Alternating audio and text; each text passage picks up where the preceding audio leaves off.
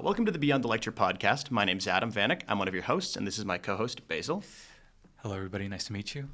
And today we're going to be interviewing our first guest of all time, my professor, PhD Professor Mark Parker. I had him for my first lecture in year one. Mark, if you'd like to introduce yourself. Yes, hi, I'm Mark Parker, and I'm an assistant professor in marketing, international business, and strategy in the Goodman Business School. I've been with Brock University coming up to 6 years now. For sure. Thanks so much, Mark. And I guess to start this off, would you like to introduce yourself to any additional credentials you'd like to introduce yourself with? Okay. Well, I've been in academics for about 17 years. And I went into academics after the financial crisis hit in 2008. So I'd started off my teaching career at Niagara College in the International Business Program. I then decided that it was time for me to go and do my PhD. And I was taken on by Niagara University over in Lewiston, where I was teaching initially in the MBA program and then started teaching undergrad classes. As I was coming to the end of my PhD, Brock University hired me on, and that's been me for 6 years. But before I went into academics, my career was in marketing and market research and business development in the steel and the mining industry. And I've worked in multiple countries, including Canada and the States. My first international venture was in South Africa. Then I was up in Germany for a while, the UK twice. And then I also got seconded to Paris, France for some time, and Tokyo, Japan. Awesome. That's an exceptional professional record, Mark. And to start off, if you don't mind, I'd like to ask you, how did you end up choosing your first degree? We want to go into what got you into academia in the first place. I know that you pursued urban planning at Waterloo University. What were the reasons behind that? Well, originally I wanted to go in and study architecture. I was interested in the design aspect. And I wasn't admitted into the program, but I saw design elements of urban planning, so I thought that would be a good alternative. But when I went through my degree, I started to develop an interest in economics. So I started doing some joint studies in economics and mathematics, particularly statistics. And I found that that's where I was interested in my career. And it was good because even though I didn't have a degree in economics, I was hired, my first job was in economics at Consumers Gas, where I was working as a researcher, was learning how to do economic analysis, and was really well mentored by a fellow who had his PhD from Oxford University in econometrics. So it was good experience, and it allowed me to expand on my degree. And the good thing working at Consumers Gas was that it allowed me to do regional analysis, so it allowed me to make applications of my degree in planning. Very cool. And would you say that your degree benefited you in urban planning, like especially even though you were doing like financial analysis and economic planning for Consumer Gas? It did, because it allowed me to look at regional analysis. So I took a quantitative economic approach. And when it came to things like looking at our regional markets and doing forecasts, and especially one of the big projects I got to work on was demographic modeling. Yeah, it very much did help me. So I think it set me up for a good career in business, which I expanded on after. When you talk about demographic modeling, can you go a little bit deeper into that? And what did you learn from like major consumer trends? So in demographic modeling, what we wanted to do was we wanted to look at the population of our market areas. And one of the demographic models we used at that time was called a cohort survival, where you look at the birth rates, the death rates. You look at the birth rates, you look at the death rates, you look at how the population trends over time, and immigration rates. And so you're able to do a forecast of where the population is going. That was important to us because we were able to then project household growth. We were able to project what that meant for demand, but we were also able to do income projections that had a bearing on the rates that we charged. So I found that this whole demographic model was a starting point for broader economic and market analysis in our regions. Very cool. And these are like super technical aspects. I personally haven't heard of much of it. That's super fascinating. And your urban planning degree obviously factored in very well there, right? It was just the understanding of the locale and how, I guess, communities are built that helped you? Yes, it did. And what I found was, and I especially think of my father's advice when I was questioning what I was doing, he said, you have a broad general degree, it'll be very applicable to you when you start your career. And he turned out to be right. it proved to be a very, very good foundation for my career. Very cool. And would you say that there's similar benefits and like bonuses to the Brock BBA and BAC programs for a business student? I think that the business program gives you a very good general grounding in business and gives you a very good understanding. And you have so many different options and courses to where you want to take yourself and ultimately where you take your degree. So yeah, I do believe that there's a very important foundation in the business program. Awesome. When you look at major economic factors, especially today with the job market, did you feel that when you were an undergrad, maybe pursuing different kinds of internships, and did you feel any pressure when you were trying to pursue those internship opportunities? In fact, I've shared this story with many students. When I entered university, which is 1983, and unfortunately that tells you basically how old I am, we were in a very serious recession in North America. We had faced inflation rates of 12%, unemployment rates of 12%, mortgage rates at 20%, 3 years of decline in industrial output. So going into university that year, I think there were many of us that were concerned about our employment prospects when we graduated. But eventually, cyclically, things turned around. And when I graduated in 87, there was an upswing in the job market. So suddenly there were new opportunities that were becoming available. And I think that really students should remember that even though there were very tough times over 40 years ago, eventually things did turn around. And we were facing very similar situations: rising unemployment, rising cost of living, housing affordability was an issue. Government debts were skyrocketing. It really was the same old story. But fortunately, we got into some economic discipline and we were able to turn ourselves around. That's sort of the opinion that I share when looking at the job market. That I think it's very cyclical and it's very short term. But I think in the long term, it all sort of flattens out and you can really fit yourself into the position that you're looking for. But yeah, I think it's really amazing that you were able to sort of overcome that. I think everybody generally, no matter like what year of university you graduated, everybody always has sort of that, will I find a job after this degree? So. Mm-hmm. Oh yeah. And in your opinion, Professor, do you think there's a little bit of fear mongering from students, like a kind of pessimistic overview that we get as students looking at the job market? Do you think that just keeping a positive attitude and consistently utilizing perseverance in job applications can push anybody through, even a negative job market? I think that the concerns that students are expressing right now are justified. Housing affordability is an issue. We've seen literally no growth in real GDP within the last 10 years. Government policies seem to constrain economic growth. And I think that there's good reasons for them to be concerned. But I do think that if I think about, how could I call it?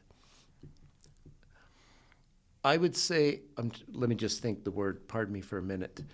I often think that, yes, there's reasons to be optimistic. If you think about the difficult times you're facing, students, I always believe, have to adopt a virtuous attitude. And virtue means you have courage in the face of adversity, patience in the face of that adversity, and I think also you have to be wise in your approach in the face of that adversity. And I think that's an important thing that students have to remember for two reasons. One, there is potentially a cyclical upturn. And secondly, that courage, that patience, and that wisdom allows you to be at peace during very difficult situations. And being able to achieve that peace, I think, can help motivate and push you through the challenges they're facing. For sure. Thank you so much, Professor. I definitely agree with you there. I think a positive outlook and just the ability to persevere, even in trying times, is one of the most important things. Even in my personal job searches, as limited they are as a second-year student, I've found just being very consistent in attending events and reaching out to people will bring benefits. And if you don't mind, I'd like to circle back and focus more on your academic experiences, as we'd like to, ask you some questions on how you really got into academia. So from our just really surface level looks into you, we looked at your LinkedIn, sir, and we learned that you learned at Waterloo with your initial degree, got your MBA at Brock, and then went to Scotland for a PhD. Can Yes. you shed some light on how you had such an interesting pathway? Well, what had happened was I had started my MBA up at York University, late 1980s. But then, when there was an opportunity to go and work in South Africa, I took a leave from that program because I was excited to go internationally and go into a country that was very much in the international spotlight at the time. This was my first foray into international business, and especially in the mining and the metal sector. And I found it enjoyable. And so I still continued to want to live the international experience. So going up to Britain, going up to Germany, going to the States was still very much a part of my career development. And it was an experience I was enjoying. And it came to a fore when I joined Inco in the mid 1990s. So I'd come in as a director of the company. If I can speak a bit boastfully, I was the youngest director ever appointed in Inco's history, and I didn't have my MBA at that time. But eventually I recognized as I moved on that I had to get my MBA. So after spending some time in Britain, I came back and I joined with the consulting firm Metal Strategies. That gave me a chance to then finish my MBA and at least get my graduate degree. As the financial crisis hit and I went into teaching, I realized that if I wanted to continue on in an academic career, I needed to do my PhD. Mm-hmm. And so that's why I pursued it. And I continued to pursue it because I found that education and teaching was something I had in the back of my mind for a while. And eventually the financial crisis forced me to make that change. And it's a change I've never regretted. I enjoy teaching. I enjoy the lifestyle aspect of it. I really enjoy being engaged with the students. And I think for me personally, it was a great career change. Now, you mentioned the financial crisis as like an inflection point of you moving from industry to education. What made you want to be in the classroom in the first place? I'll be honest. Years ago, I had had some medical issues. And the medical issues had sort of hindered my career at that point in time. And as I was recovering from those medical issues and then went back into industry, I was beginning to think I could see myself doing teaching. There was just something I had an interest in doing it. I thought it was something that I would be interested in enjoying. So when the financial crisis hit and there was downsizing of management, this gave me the opportunity to finally go in and test it and see what it was like teaching. And the years I've done it now, it's been 17 years, I've never looked back and I've never regretted it. Oh, that's great to hear, Professor. I'm sure it's really nice to be able to speak with students. I completely understand that aspect of benefits of teaching. Another question, I was going to ask more about your PhD. You mentioned that you were kind of forced into it to continue in the academic field. Did you have any exceptional difficulties earning your PhD? Any struggles that you'd like to share or delve into?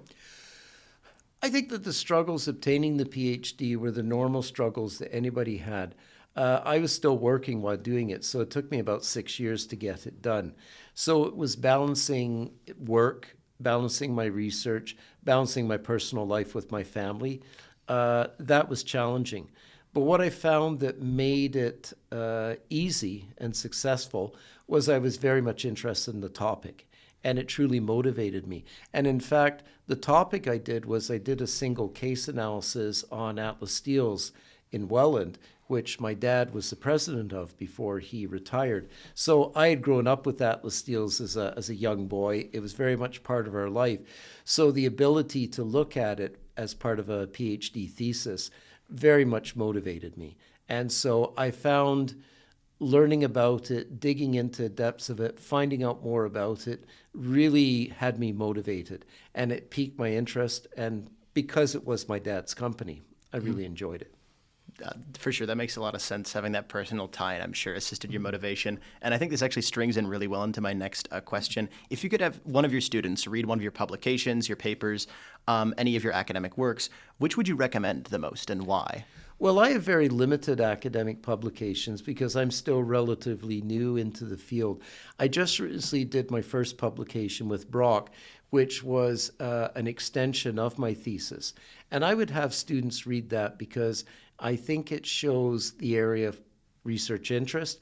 I think it gives a sense of my understanding of my background, which I continue to bring into the classroom. That's probably the one I'd want my students to read. For sure. I'm guessing that's on the mining basis and all that like experience tied in Steel there. basis. Steel, yeah. And the topics I looked at were dynamic capabilities and path dependency and the interrelationship.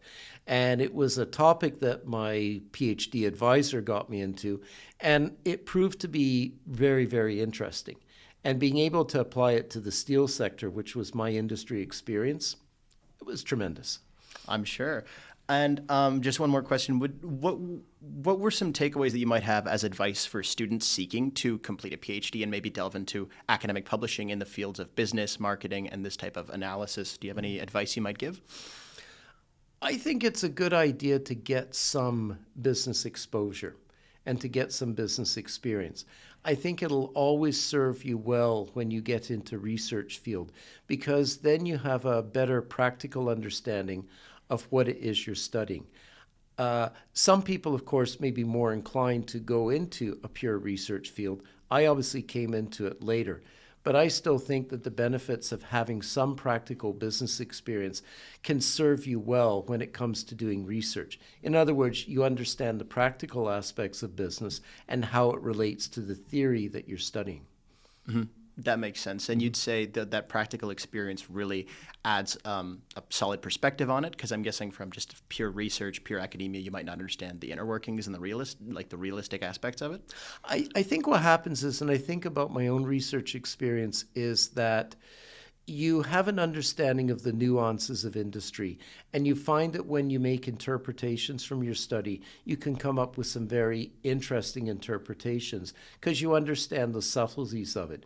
You understand their thinking of their strategy, you understand the personalities in the industry, and you understand all the factors and idiosyncrasies that drive their decision making. So yes, I think it does have an important bearing on research outcome. For sure. And if you don't mind, actually, I'd like to tie in something personal. When I was in your class in my first year, I remember this is a standout moment. You gave us an ethics question. I think it regarded actually a mining situation with a mining company and Turkish border officials. Oh, yeah. Yeah, and I remember that specifically because for the question, I was, of course, a first-year student. I wanted to impress. I wanted to brown nose a little. I was like, I'm going to be, super ethical. I'm going to take this overview point. What I did was I simplified the issue down, and I didn't consider all the aspects. I was like, yeah, we got to at all costs maintain, moral cleanliness, stay as ethically above board as possible, and not try and hurry things, do it nice and slowly and bureaucratically. And I remember you told me, you said, well, that's an interesting consideration, Adam, but I don't think you're considering the ground level aspects of it. Do you remember this at all? Oh, I remember it because I've used it again in my class. And it was a piece of equipment that was bringing in many, many millions of dollars of revenue to our company. And and the situation, of course, was that we were not allowed to get out of the country after we had finished a project because they consider it to be domestic equipment. So we were subject to an export tax. It was bribery was what it was. But the practical reality is that you have to pay it because if that equipment doesn't get out the country, you're going to sacrifice many millions of dollars of revenue from projects.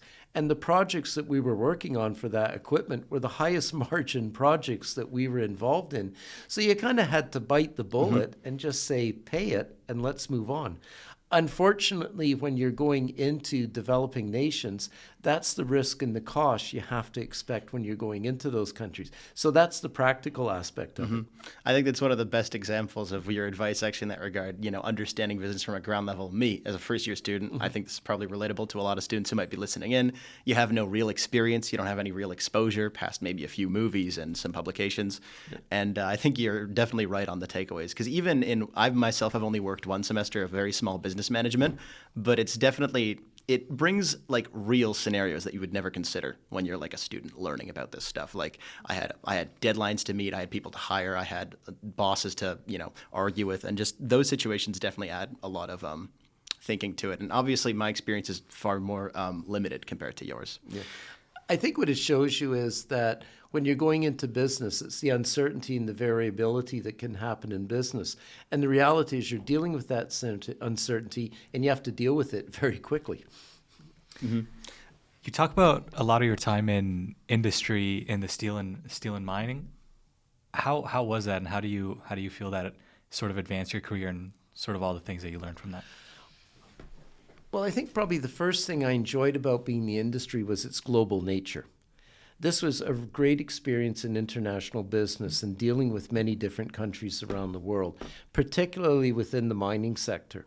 The second thing I enjoyed about it was that, particularly for steel and mining, in the 1990s, it was a great area of growth, particularly with the rise of Southeast Asia and then eventually China, which really, pushed the demand for steel and metals. But I think the third thing also was that it gave you a good understanding of business strategy and competitive positioning. But also, I found the experience was valuable because of the technology and the capital investment that we saw within that industry and how that capital investment played in terms of competitive position. I found that my experience within the steel and the mining industry gave me such a broad aspect and a broad understanding of all the factors that go into business that it was particularly valuable for me. Okay, it's very interesting. And do you think the steel and mining industry, since you've been in it, how has the strategy changed over the years? In the steel industry, we're starting to see consolidation. So now what's beginning to happen is the multitude of companies are now merging into larger companies. Now, in the specialty, in the stainless steel area, which was my focus, that's particularly true. In the plain steel area, like what Dofasco or Stelco produces, there's still more consolidation that is taking place. In the mining sector, we've also seen that as well too. It's the need for scale and efficiencies and consolidation there. So definitely the industries are changing. And one of the ways I think the industries are also changing is that traders in commodities are now playing a bigger role in the industry. Before they played an important role, but now they've increased their balance of power in moving products. And they also have sufficient capital that they can actually take investments and stakes in steel and mining projects. So that's the way that we're seeing. Coupled with, of course, the fact that steel is becoming more and more of a mature product. So its growth opportunities are becoming limited, notably in advanced economies like North America and Europe. Mm-hmm. It's very interesting. And now you said you worked in the States for some time. Was that also in the steel and mining industry? Yes, it was. It was with a specialty steel company, Lucan Steel. I worked down there for 2 years. I was initially based in Pittsburgh, and then I was out to the head office in Coatesville, which is outside Philadelphia. And how did you feel, because you worked internationally, were stateside, were there any differences that you noticed? That's actually an interesting question. My impression, and it was for a long time, was that the steel industry, and I'm talking really the specialty steel industry in America, was not globally positioned compared to, say, the Asian or the European producers. So they were very much focused on the United States. And they tended to be complacent within their position within the American market. What started to shake them up was when imports started coming in and they were posing competition to the producers.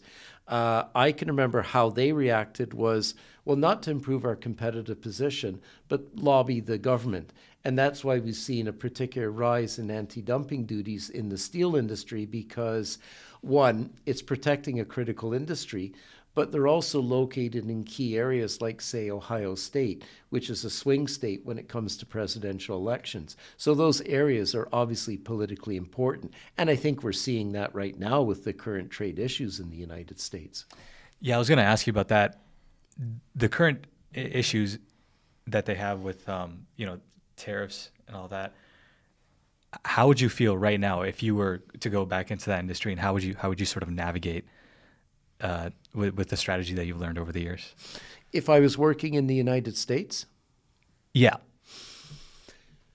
Well, as a U.S. steel producer, I would obviously, like back then, would want to lobby for tariffs. If I think back to my experience, there was heavy subsidies and government ownership in industries around the world, and I think particularly of Europe. And that gave them an advantage that the Americans didn't have because they weren't receiving those government subsidies. And that, to a large degree, was the push for tariffs within the United States. And I know that within the consulting firm that I've been involved in, we would look at the costs of production of different competitors around the world.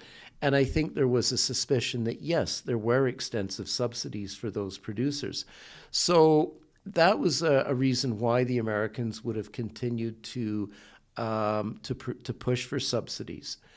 But you talk about the change in the American steel industry today. Well, what's happening today is it's newer technology that's being used in steel. It's electric furnace scrap base rather than the integrated mills like Stelco and Dofasco that you see. They're representing nearly 80% of the steel production. And that's the way the steel industry is moving in the United States. So the traditional big players like US Steel and things like that are no longer as relevant as they were before. And many of those traditional steel producers are now beginning to shut down. That's very interesting. And the 2008 financial crisis, it had a really big shock on sort of the American consumer and a lot of the American middle class. How do you think, or did it have any effect on the steel and mining industry? Oh, it certainly did, because I was in the mining industry at that time. And we, in actual fact, were building a project in Madagascar at that time. And with the financial crisis in Europe, which eventually spread to Europe, or in America, which eventually spread to Europe, caused terrible economic malaise. We saw a fall in commodity prices, which made it very difficult for companies to be profitable. So yes, the financial crisis had a serious impact on us. I mean, I remember back then, the stock market, the TSX, was falling like 600-700 points day after day after day. It was incredible. So here's a company that's building a capital project, and you're going to depend on equity to support that project, but the value of your equity is beginning to fall. You can imagine what's happening in the industry. So just to clear up, the financial crisis, I know you weren't in banking, right? Yeah. But a lot of the people that were in banking at the time, they did sort of have this inclination that something was coming, and sort of there was a bubble happening. Did you guys? Because I know a lot of steel and mining companies that deal with commodities, they do risk management. For a lot of the tail ends of the risk, even for big projects. Mm-hmm. Did you guys see anything coming beforehand that maybe allowed you to hedge the risk beforehand? I think the financial crisis caught a lot of us off guard. And I think the signs when we were starting to see the widening interest rate spreads was a first telltale of the financial crisis.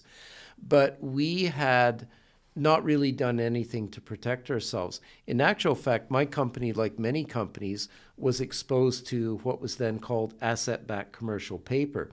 Those were financial derivatives that were based on a bundling of mortgages.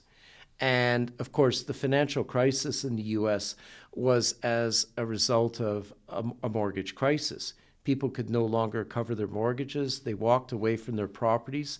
So where did they get the mortgages from? The financial institutions bought all the mortgages, sold them as investments called asset-backed commercial paper. And people thought it was a safe investment because property prices never decline, so we'll always get our money back. So then what happened was that when there was default on mortgages, the asset-backed commercial paper was becoming worthless. And so suddenly that was a huge hit in terms of your treasury. I mean, we were exposed, and I don't want to say how many millions of dollars, but we did have investments in asset-backed commercial paper, and it was a significant hit to our business. Yeah, I know. It sort of started off, from political lobbying to get more people into the housing market, mm-hmm. and with anything, it started off with a good idea. People want. The government wants more people into the middle class, but eventually it started getting really volatile because they started getting more subprime, I guess, people into the mortgage market, and then that eventually caused a failure. when you mention asset-backed commercial paper, that's a word that's in Canada. That's what Canadian companies used to call it. There wasn't that big of a hit in Canada because uh, the way the economy was positioned, they weren't publishing these high risk assets then, but it certainly was like a very big problem from the U.S. side because they were doing it at a much larger scale. It was a problem in the United States, and ultimately it proved to be a problem in Europe, when many of the financial companies in Europe were exposed to that as well too. But I can certainly say when the crisis hit and we saw the decline in the stock markets, suddenly management and people were laid off. Oh, it had a big impact on us because it was having an impact on the global economy. And Professor, after the crisis started to impact you more severely in your position, you mentioned that kind of pushed you into academics right after. Where were you precisely based out of when the crisis happened? Did you say stateside or Canada? No, I was in Canada. I was based up in Toronto at the time. And you were obviously working in steel at that time, correct? That was a mining industry. Yeah, the company I was with was diversified in mining, nickel and cobalt primarily, but also coal, oil and gas, power generation, and also a technologies division that looked at developing technologies, processing technologies for the mining industry. It sounds like a pretty relevant player. Were you guys like a really large company at the time, or? In the grander schemes of things, no. We were not a large player compared to many of the international mining companies. We were unique because, one, we were a nickel player. But what was interesting was, well, the company was Share International. We were certainly one of the largest foreign investors in Cuba, which meant that we could not do business with the United States. And I think that's what made us interesting as a company. Oh, that's actually a very interesting position to be in.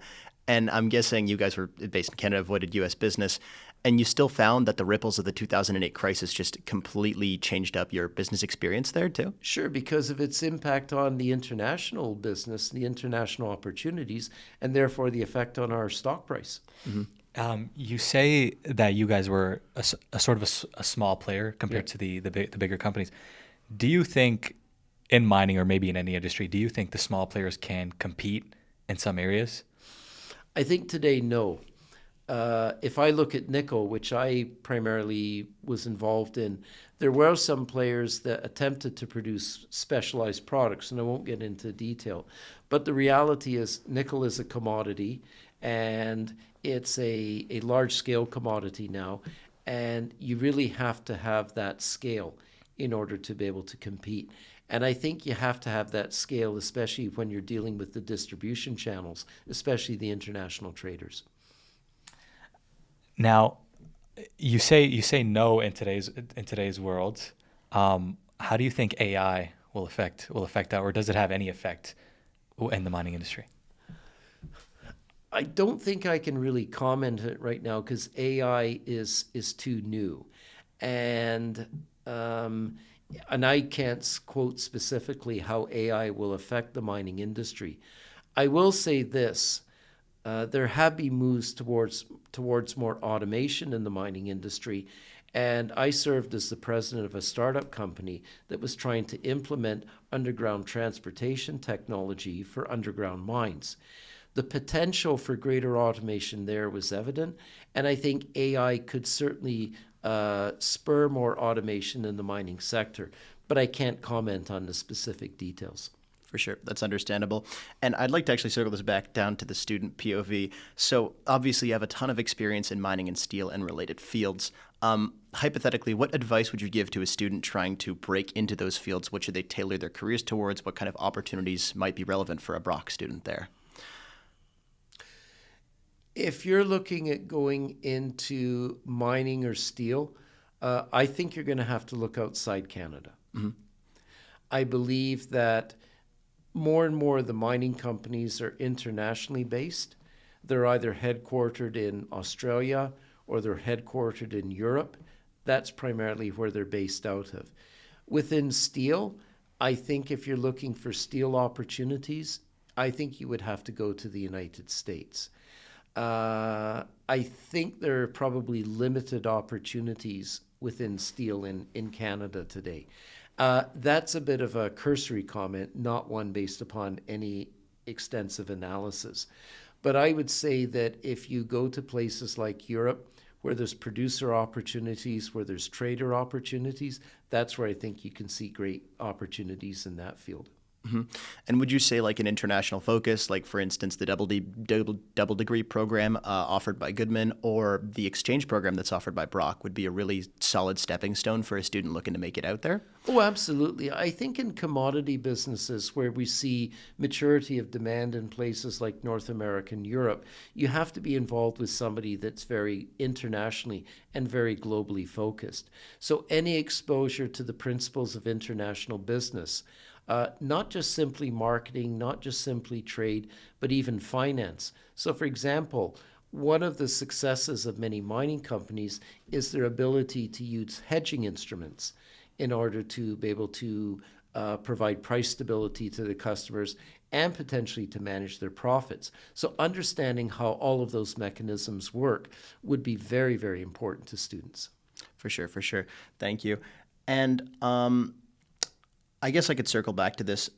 Let's say you're speaking with a first year student. What would you recommend for like a new student at Brock University or any first year student going into university schooling do for themselves right now to kind of differentiate themselves from the crowd? Maybe expand their focus into any field. It doesn't have to be specific to mining or steel, but any sort of differentiation tactic.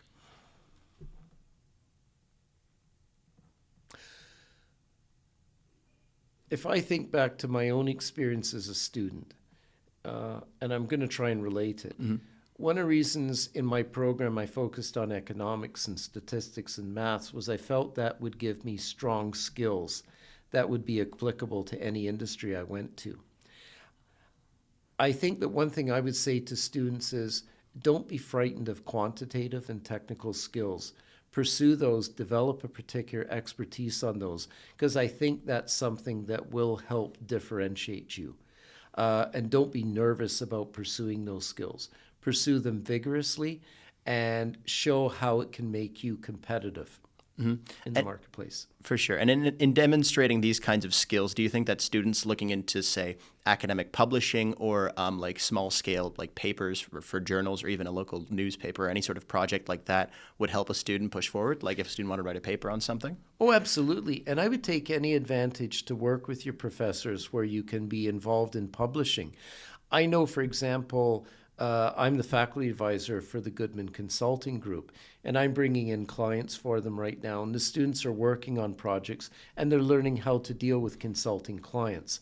That experience is something that can go into a resume and something that they can showcase.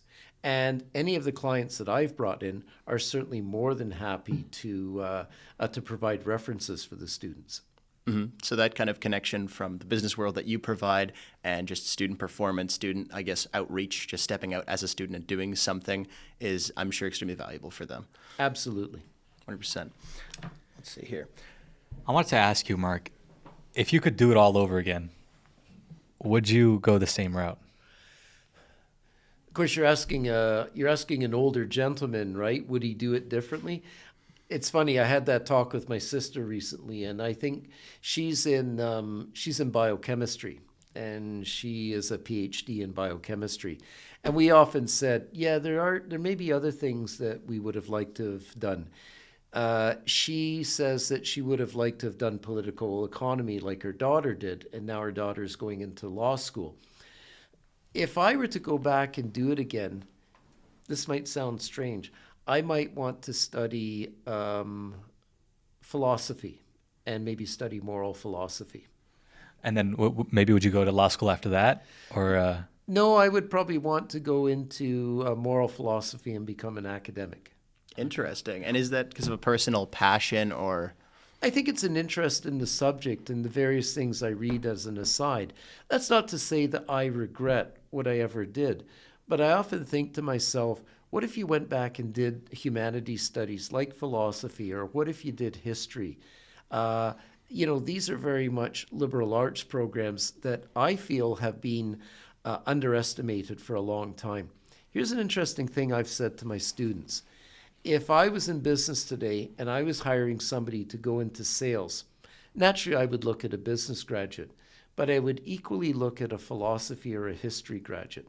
And the reason I would look at them is because of their broad-based thinking and the creative thinking that comes out of it. So I think there's something of value to those programs, and I think they've been undermined. Sometimes I feel in education we've become a bit too technocratic, and we've forgotten the humanities, or if you want to call it, the enchanted aspect of life. Mm-hmm. Who's your favorite philosopher? The man in history who's had the greatest influence on my life and my thinking is St. Thomas Aquinas. Fascinating. And I'm personally not a practicing Christian. I was raised in a Catholic household. My parents were Czech, so I had a lot of church upbringing, but my family's kind of stepped away from the religion. Mm-hmm. Do you like St. Thomas Aquinas for his religious ideals or for his more personal philosophy aspects? Do you think it's more tied to religion or personal? It's a combination of both. The scholarly foundations, which provide a logical basis for what we believe as Catholic Christians, is very much there in Aquinas. But what I particularly like about Thomas Aquinas was that he brought in Aristotelian notions into his thinking and his theology. There are many things that I liked about Thomas Aquinas. One of the things I liked about Thomas Aquinas particularly was he said that faith without reason is bad faith. It's like science without reason. It's bad science. And what Thomas Aquinas said is our capacity for reason was what defined the human soul, the will and the intellect. And I think there was much of that thought around Thomas Aquinas. And that's why I think very highly of him and always refer to Aquinas. That makes sense. And do you think even as business student, let's say myself and Basil here, if we're business students, do you think we could also benefit from looking into philosophy, be it through an extra program, a summer course, or even just personal research? Oh, very much so. If I think about how business has evolved and you think about how business thinking and its approach has evolved, look at the history of the different philosophers. So you go back to the Augustines and the Aquinas, and then you get to the Humes and the Rousseaus, until eventually you get up to the philosophers like, say, Friedrich Nietzsche or Hegel, for example. And what you find is a movement away from, say, the transcendent towards something that is much more humanist and much more materialistic, and a belief that, man is in complete control over his destiny, and that man can, in actual fact, control people and objects around them. And I think that understanding that philosophical development becomes important because think about management. Here's one of the key questions I see in management. Are human beings mechanistic, that they can be controlled, or are human beings free agents that can act according to their own will and conscience? And if you look at how that's changed over philosophy, I think it can provide a very clear guidance as to what your management would be. Fascinating. And do you think business nowadays stretches far more into that modernistic philosophy? You mentioned Nietzsche, that kind of the man in control. I think one of his concepts was the Übermensch, the Overman. Was that Nietzsche? I'm terribly read, unfortunately. I can't ever talk philosophy at all. But do you think that transition from the transcendental, from the religious-oriented thinking to this kind of pragmatist man in control worldview has impacted business in a negative sense or more of a positive way? I think it's impacted it. It's had a positive impact in terms of the move towards efficiency. But where it potentially is negative is that it's led to that lack of enchantment and creativity and broader understanding of things. If I look at, for example, literature, and I think about some of the historic figures in literature I like, C.S. Lewis is probably my favorite. And C.S. Lewis talks about an enchanted world and the creative thinking of man and how man can look at life from a very creative point of view. To some degree, we've forgotten that because of our mechanistic view of the world. I actually agree with that notion myself. I think you definitely, your wisdom and expertise, obviously, in this field is far higher than mine, but I find myself agreeing with your assumptions there. What I did, I've read a little bit of C.S. Lewis. Unfortunately, I never finished Alice in Wonderland's paper copy. I watched, I think, a movie breakdown a while back, but I'm familiar with the themes. What I am a huge fan of, though, is Tolkien. Have you ever read Tolkien's Lord of the Rings series, which was very high fantasy? Yes, and in fact, I often find there's a great comparison between Lewis and Tolkien. Lewis, of course, I believe, was an Anglican, and Tolkien was a Catholic. So they had very different perspectives, but their thinking was very, very similar, and they were extremely good friends. Yes. I saw a bit of the back end there. I heard some YouTube videos about it, just how they like interacted and the differences in thought. And a theme that I know is present was that Tolkien believed in kind of giving into a higher power. A lot of his thematics in his story give to that. And what do you think C.S. Lewis's differences in like religious, more Christian thinking were compared to Tolkien's belief in surrendering to the higher power? Ooh, that's a tough question to think. And I'm trying to think about all the various works of C.S. Lewis I've read. I'm not an expert in terms of literature interpretation, so I'd always be very cautious about reading it. C.S. Lewis, if I were to summarize it, strikes me as somebody who has a very pragmatic view on faith and its applicability in the world. That was always my sense of C.S. Lewis. C.S. Lewis was very down to earth, and he interpreted things based on his observation of the world. So in that sense, he was very intuitive and very creative. I think he was very pragmatic in many ways. And I think that supports what I got from Tolkien. When I read Tolkien's series, he has a very large focus on kind of destiny and fate and like characters in his stories, especially being guided by some higher power of thinking. That probably reflects more of the mysticism that's associated with Catholicism versus, say, Protestant Christianity. Yeah. Protestants were always very pragmatic. I'm sorry for taking on the tangent there. That's just like my personal interest in Tolkien conflated there, and I couldn't help but ask about it. Oh, of course. Now, besides, philosophy being one of your passions, what else do you do outside of, teaching and, just to have fun? Well, for exercise, I swim. I really enjoy swimming. I did it somewhat competitively when I was younger, but I still do it to try and stay shape. I am a guitar player. I'm a classically trained guitarist. I enjoy doing artwork like pen and ink and pencil sketching. I thoroughly enjoy cooking and baking. And I think that's probably one of the reasons why my wife decided to marry me, because she knew she'd be eating well for the rest of her life. Favorite thing to bake? Black Forest torta cake. Okay. Black Forest is, I do love a good Black Forest cake. And in regards to like swimming, you said you had competitive backing in it. What type of level did you achieve? When I was a kid, my parents put me in a very like rudimentary comp swimming program, and I was never anywhere near high level. I just wanted slightly above rudimentary, but nothing serious. I certainly didn't get involved in the high school or the university team, but I continued it just because it was good for fitness.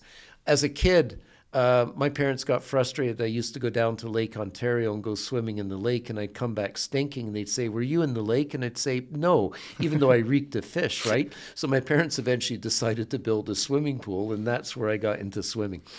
Very cool. And do you think like that mindset in swimming, that endurance focus, and I think the focus on technique especially, do you think that mindset can transition into greater decision-making as well?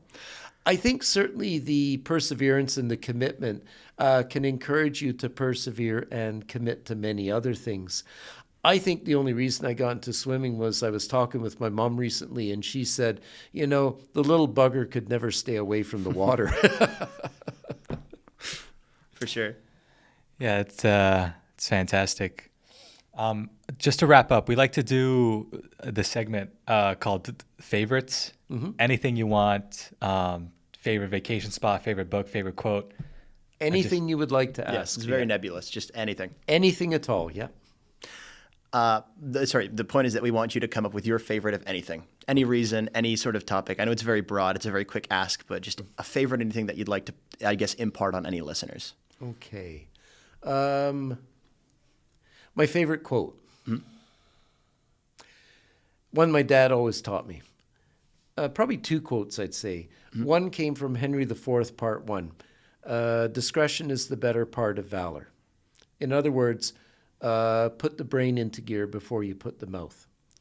Another one my dad used to teach me when I was growing up was never confuse your ambitions with your capabilities. Don't let your pride get control of you. Those were probably two favorite quotes of mine that still stick in my mind, and it was all based on advice that my father gave me growing up. And I guess taking in advice, taking in sort of solid ideas like this, I'm sure is a very strong basis for decision making as you go on. And Professor Parker, thank you so much for joining us on Beyond the Lecture. I think we're actually running very close on time here because of our booking. But thank you so much for sharing your story and insights. For students listening, if you want to learn more about this work, you can check out our YouTube channel. That's where we'll be posting most of this, and we should be promoting some of this on our Instagram channel. And we will be back with our next episode, exploring the people and ideas shaping Brock U and beyond. You have fun on the podcast today, Mark? Pardon me? Did you have fun on the podcast today? I had a great time today. Thank you. I was actually honored and delighted to be asked to speak here. And I'm always happy to support students in whatever they're doing. For sure. Thank you so much, Professor. It was an absolute honor to have you on. And I think you definitely supported our endeavors very well. Thank you, sir. Thank you. You're welcome.